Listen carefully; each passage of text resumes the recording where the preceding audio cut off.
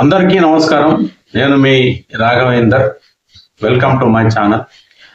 ఈరోజు ఒక మంచి మోటివేషన్ వీడియో చేయాలనుకుంటున్నాను. ఇక విషయం ఏంటంటే అంశము బద్ధకం. ఇంగ్లీష్లో మనం లేజినెస్ అంటాం.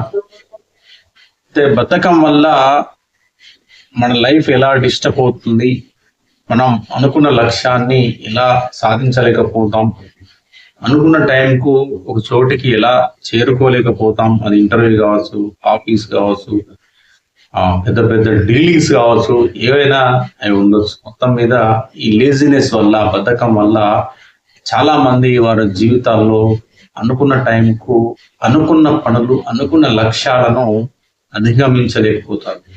దీనికి మనకు చాలా ఉదాహరణలు కూడా ఉన్నాయి. మనకు చిన్నప్పుడు మనం మన పాఠ్య పుస్తకాల్లో చదువుకున్నాము. ఇంగ్లీష్ పాఠ్య పుస్తకాలు కావచ్చు, తెలుగు పాఠ్య పుస్తకాలు కావచ్చు. చిన్న ఉదాహరణ, ఒక అడవిలో ఒక కుందేలు, ఒక తాబేలు కథ మనకు బెస్ట్ ఎగ్జాంపుల్. కుందేలు ఎంత స్పీడ్గా పరిగెడుతుందో మనకు తెలుసు, తాబేలు ఎంత స్పీడ్గా పరిగెడుతుందో మనకు తెలుసు. తాబేలు చాలా నిదానంగా, నెమ్మదిగా, తాపీగా వెళ్ళే జీవి తాబేలు, టాటాయిస్. కానీ కుందేలు ఎంత స్పీడ్గా పరిగెడుతుంది. కానీ మనకు తెలిసిన కథలో మరి ఆ కుందేలు మన తాబేలుతో ఛాలెంజ్ చేసిన కథలో మరి అల్టిమేట్గా చివరగా ఆ లక్ష్యాన్ని చేరుకున్నది ఎవరంటే మనకు తాబేలు కూడా మనందరూ తెలుసు. కానీ ఎందుకు ఇక్కడ మన కుందేలు మరి ఓటమి పాలైంది అంటే ఇది తెలుసు మనకు. ఆ కుందేలు తాబేలుని చాలా తక్కువ అంచనా వేసింది.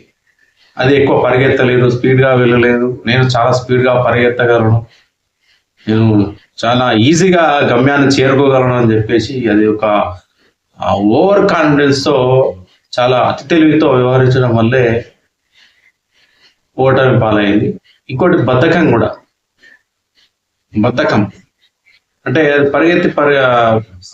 తాబేలు కొద్ది దూరం వెళ్ళిన తర్వాత కుందేలు కొద్ది దూరం పరిగెత్తి చెట్టు కింద బద్ధకంతో నిద్రపోతుంది. తర్వాత లేచి పరిగెత్తి చూసేసరికి ఎక్కడైతే గమ్యస్థానం ఉందో ఆ గమ్యస్థానంలో తాబేలు కనిపించింది. దాని గర్వం మొత్తం తీరిపోయింది. అది ఇది ఒక బెస్ట్ ఎగ్జాంపుల్. అంటే ఇక్కడ బద్ధకం కూడా, ఓవర్ కాన్ఫిడెన్స్, బద్ధకం అనేవి చాలా ప్రమాదకరం అనేది మాత్రం ప్రతి ఒక్కరూ గ్రహించాలి. ఇంకొక చక్కని ఉదాహరణ ఏంటంటే మొసలి తెలుసు మనకు, నీళ్ళల్లో ఉంటుంది. నత్త కూడా ఎక్కడైతే నీరు ఉంటుందో ఆ పరివాహిక ప్రాంతంలోనే నత్తలు కూడా ఉంటాయి. ఒకరోజు మరి ఈ క్రొకడైల్ అంటే ఈ మొసలి మరి నీటిలోంచి బయటకు వచ్చి నీటిలోంచి ఒక నత్తను చూసింది బయట. ఎలాగైనా సరే ఆ నత్తను తినాలనుకుంది ఆ మొసలి.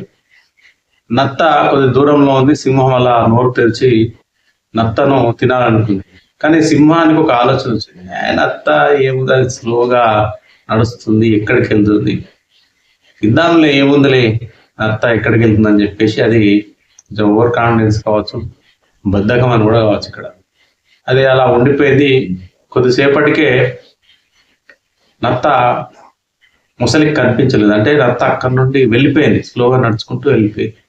అంటే ఇక్కడ ఏంది అంటే ఒక అవకాశం అనేది ఇక్కడ మొసలికి వచ్చింది. ఆ అవకాశం అనేది చేజార్చుకున్నది ఇక్కడ మొసలి. ఎందుకు చేజారిపోయింది మరి అవకాశం అంటే బద్ధకము అనే ఒక అంశం. ఈ బద్ధకం వల్లే మరి మొసలి నత్తను తినలేకపోయింది. ఇది ఒక బెస్ట్ ఎగ్జాంపుల్గా మనం చెప్పవచ్చు.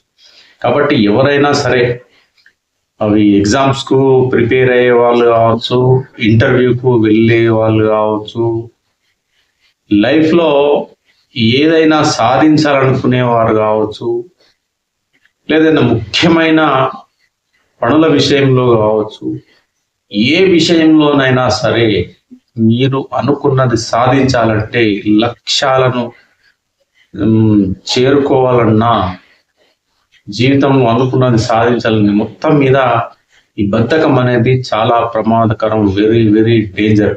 కాబట్టి ఈ బద్ధకాన్ని విడినట్లయితే ఖచ్చితంగా ప్రతి ఒక్కరూ వారు అనుకున్న లక్ష్యాన్ని ఖచ్చితంగా చేరుకోగలరనేది నా ఉద్దేశం. అంటే బద్ధకాన్ని వీడాలంటే కూడా ఈ బద్ధకం అనేది కొందరికి ప్రాక్టీస్గా ఉంటుంది, అంటే అలవాటుగా ఉంటుంది.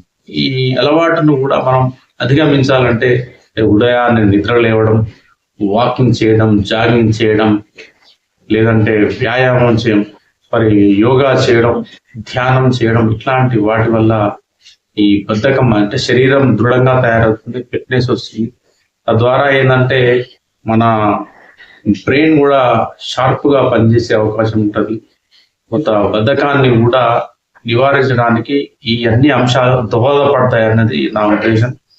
కాబట్టి ఎవరైనా సరే లైఫ్లో సాధించాలనుకున్న వాళ్ళు ఖచ్చితంగా బద్ధకాన్ని వీడాలి. టైం సెన్స్ ఏదైతే ఉంటుందో దాన్ని ఖచ్చితంగా టైం సెన్స్ని ఫాలో అవ్వాలి. అలాంటప్పుడు మాత్రమే లైఫ్లో అనుకున్నది సాధించడానికి ఆస్కారం ఉంటుంది, అవకాశం ఉంటుంది అనేది నా యొక్క ఉద్దేశం.